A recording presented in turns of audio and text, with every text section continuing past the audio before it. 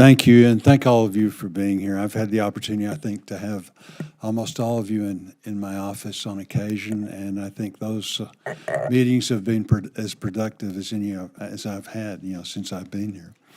I also understand that you all are very talented people and could do a lot better financially doing something else with your talents. So we appreciate your service to our country in the way that you're doing.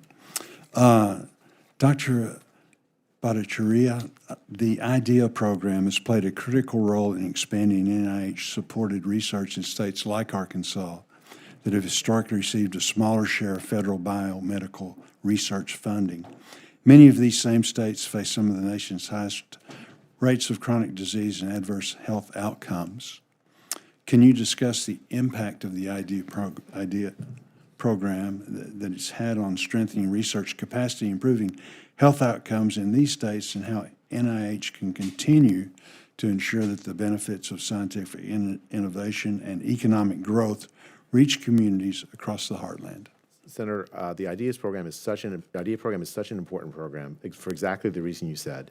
I think it's like 23 states that have difficulty, frankly, getting NIH funding. About a third of our portfolio goes to about 20 institutions. And that's a mistake, because it means that we are underinvesting in the research capacities of the whole rest of the country, where there's so many great ideas and people who need access to the kind of research products that we have. So I'm absolutely committed, not just for the IDEAS program, but also to other mechanisms to addressing that problem, including reform of how we decide how we fund facilities in this country, so that every facility in the country has a chance of getting NIH funding in a way that doesn't disadvantage you just because you're not in the top 20. No, that's excellent. Dr. Leddy, one of the things that we're seeing is the trend of the rising incidence of cancer among younger adults who would otherwise be considered healthy and at low risk.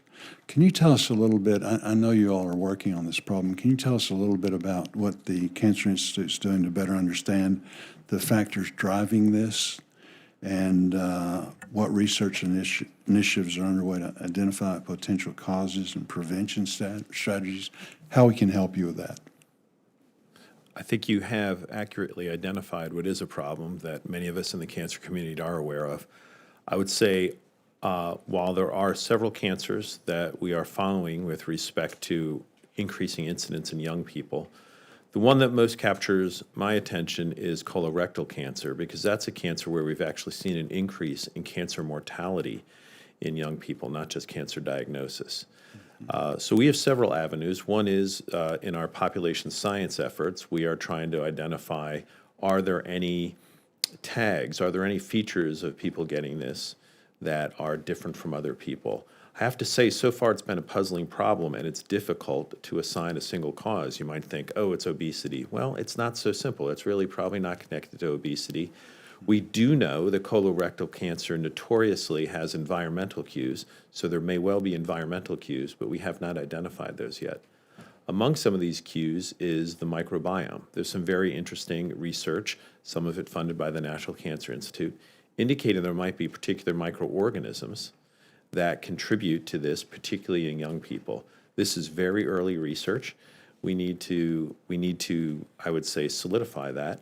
But an interesting thing about the microbiome is that if we do find that the bacteria in our own gut are contributing in some cases to this, we do have ways to manipulate the microbiome in our own guts. So that's another promising area of research. But I assure you, this has captured our attention, and we're very interested in figuring out the causes and then moving towards prevention of early colorectal cancer. Very good, thank you. Dr. Volkov, although we're making positive strides towards lowering the overall overdose deaths, which we've discussed, substance use disorder in places like Arkansas is still a critical issue. Recently, a powerful new synthetic opioid reported to be even stronger than fentanyl was linked to a death in our state. These synthetic drugs are being designed to look like legitimate prescription medications and make them incredibly difficult for experts to identify and track.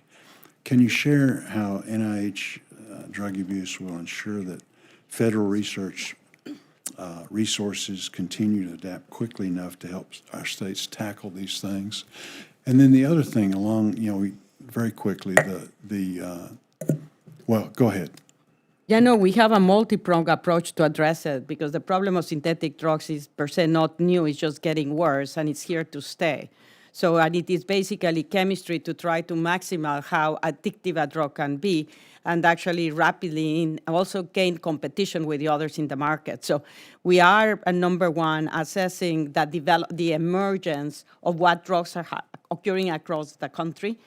The second one is analyzing the characteristics of these drugs and then communicating and implementing interventions for people that are sort of overdosing with them, how to treat them, and trying to ourselves also develop the guidelines while working with other agencies so that we can have a concerted effort, because this is not just us in isolation, it's working with the CDC, it's working with the DEA, and it's working with the FDA so that we can come in, they can use then this knowledge to generate policies on what should be forbidden or not. Thank you. Thank you, Madam Chair. Thank you.